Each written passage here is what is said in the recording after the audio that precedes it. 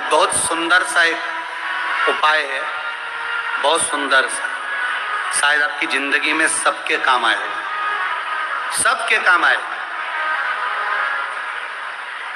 दुनिया के लोग कहते हैं शंकर भगवान को भांग प्रिय है, शिवजी नशा करते हैं, या लोग बाग चिलम दिखा देते हैं, चिलम पीते हैं। पर शिव महापुराण की कथा में कहीं ऐसा चरित्र नहीं आया कि हमारे हिंदू धर्म के कोई भी देवी देवता कोई नशा करते, पुराणों में नहीं। हाँ, शिव नशे से मुक्त करते हैं। किससे मुक्त करते हैं? नशे से मुक्त। शंकर नशा मुक्त करते हैं। जैसे तंबाकू का सेवन करने वाले होते हैं और वो तंबाकू नहीं छोड़ पाते, आप कितना ही प्रयास करो उनके लिए, आप बहुत बोल लो, झगड़ा कर लो, और ऐसा नहीं है कि आप लोगों ने झगड़ा नहीं करा होगा, कितना करा होगा, ईमानदारी की बात बता। 4-5 दिन तो आप लोगों ने नए नए में तो रोटी भी नहीं खाई होगी झगड़ा के कारण। तुम तंबाकू छोड़ो, तंबाकू छोड़ो, वो तुम्हारे सामने नहीं खाए तो क्या हुआ, भेरू बाहर जाके खा ले, मैं कौन सी बड़ी बात, पर खाए तो सही। तो उसके लिए नीलकंठेश्वर महादेव का स्मरण करें। कौन से महादेव का करना है? नीलकंठेश्वर महादेव महाराज।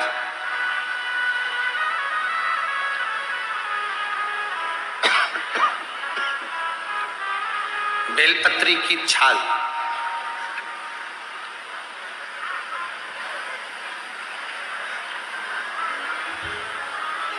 या बेलपत्री की जड़, इसको घिसकर इसका चंदन तैयार कर लीजिए।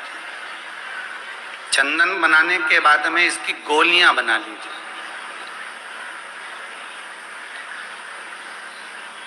गोली बनाकर शंकर भगवान के शिवलिंग के पास में 7 स्थान पर उसको रख दीजिए। नीलकंठेश्वर महादेव का स्मरण करिए नशे से मुक्त करने के लिए। ये तंबाकू वालों के लिए आज विशेष वर्णन है, ध्यान दीजिएगा। आप जो गोलियां बनाए हैं चंदन की, बेलपत्री की जड़ या बेलपत्री की छाल की, वो रख दें। महाराज नीलकंठेश्वर महादेव का स्मरण करें। 7 गोलियां 7 दिन जो तंबाकू खाता है उसको दे दें।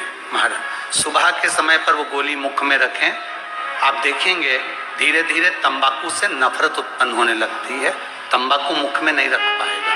प्रैक्टिकल करने में क्या जाता है, सीवर वाला महाराज झूठ बोल रहा होगा, तो इसलिए आप प्रयास करिए, बाबा पर विश्वास कर कर प्रैक्टिकल करने का प्रयास करिएगा।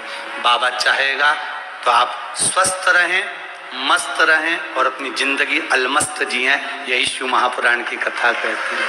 जो व्यक्ति पथभ्रष्ट होता है, जैसे मदिरा के नशे में पड़ गया, कहीं जुए में पड़ गया, कहीं मांसाहार में पड़ गया, कहीं व्यसन में पड़ गया, कहीं गलत काम में अगर कोई जा रहा है, तो श्रम्भेश्वर महादेव के नाम से काली तिल भगवान शिव को समर्पित करी जाती है। महाराज काली तिल को वापस उठा कर ले आते हैं।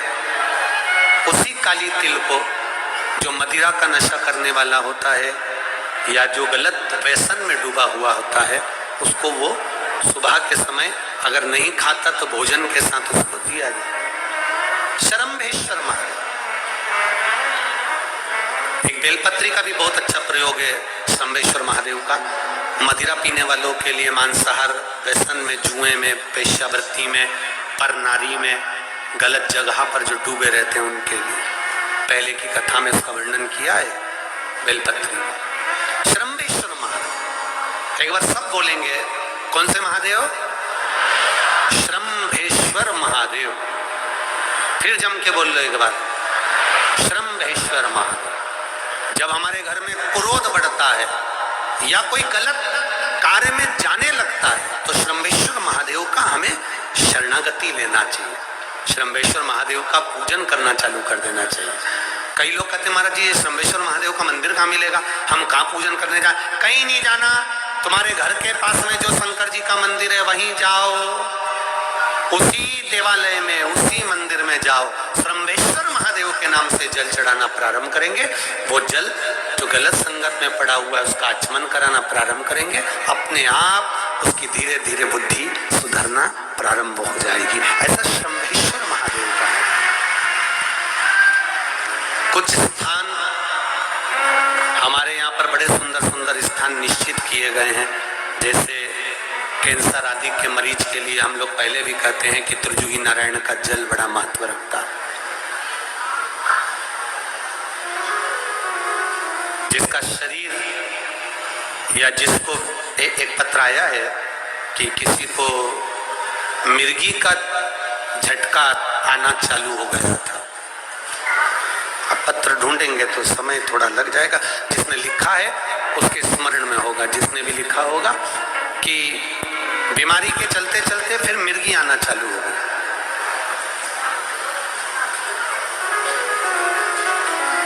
जिसने भी लिखा है वो दोनों हाथ एक बार हिला देना। जिसके लिए भी लिखा हुआ वो इतना ध्यान नहीं आ रहा, तो उनको मिर्गी का झटका आना प्रारंभ हुआ।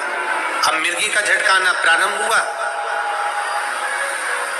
कई महीने निकल गए, मिर्गी के झटके बंद नहीं हुए।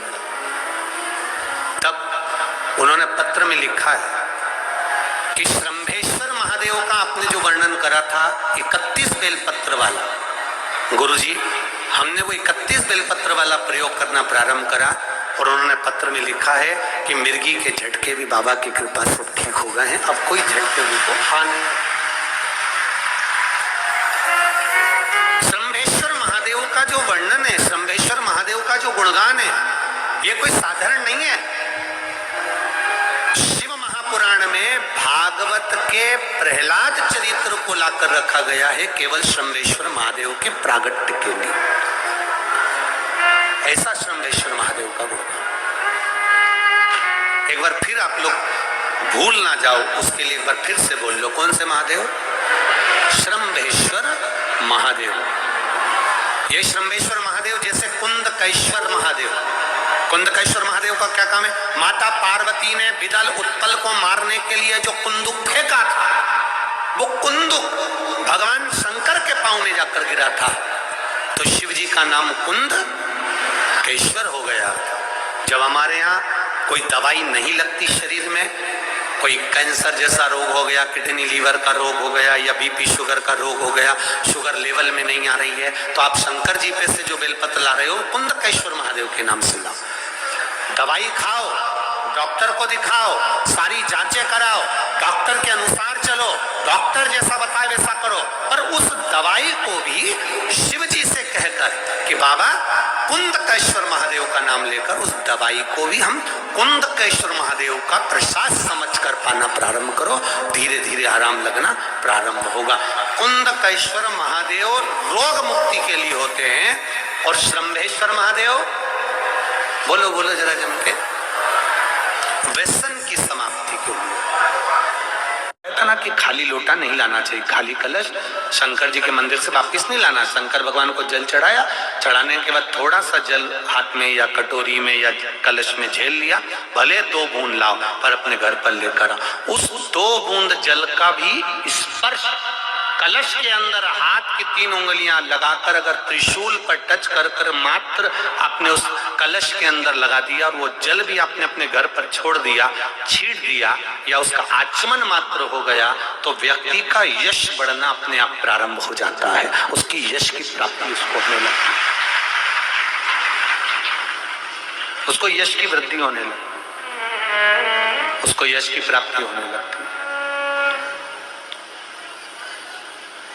त्रिशूल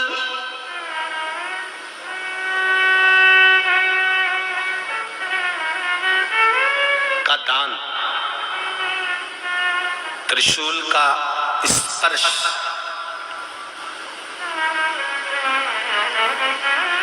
एक बहुत अच्छी बात कहना चाहेंगे, आपके स्मरण में रहना चाहिए, बहुत सुंदर इसमें। कभी अगर मौका लगे और शंकर भगवान का बहुत सुंदर श्रृंगार हो गया, बहुत सुंदर श्रृंगार हो गया।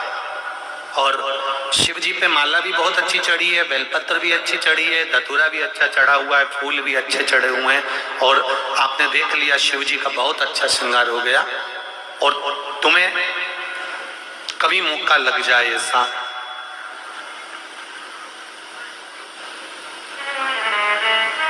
और तुम्हारे पास में एक अच्छी सुंदर सी माला हो पुष्प की, तो आप पुजारी जी को या पंडित जी को कह दो, या पंडित जी मान नहीं हो, शिव जी का अच्छा श्रृंगार हो गया हो, तो वो माला केवल त्रिशूल की, जो त्रिशूल है उस त्रिशूल पर ही उस माला को अगर आपने केवल टांगी दिया तो भी आप उन्नति की सीढ़ी पर आगे बढ़ना प्रारंभ कर देते हो। पर किस समय पर? जब भगवान का पूर्ण श्रृंगार हुआ, पूर्ण श्रृंगार शिव जी का हो गया और माला तुम्हारे हाथ में है, और तुमने देखा भगवान का श्रृंगार हो गया। अब शिव जी पे अगर माला चढ़ाऊंगा और श्रृंगार गिर जाएगा तो उस माला को आप अपने यश प्राप्ति के लिए, अपने आनंद के लिए, अपनी उन्नति के लिए आप उसको त्रिशूल पर चढ़ा सकते। श्री शिवाय नमस्तुभ्यम, हर हर महादेव। वीडियो पसंद आए चैनल को लाइक करें, सब्सक्राइब करें, शेयर करें, कमेंट बॉक्स में श्री शिवाय नमस्तुभ्यम हर हर महादेव अवश्य लिखें। धन्यवाद।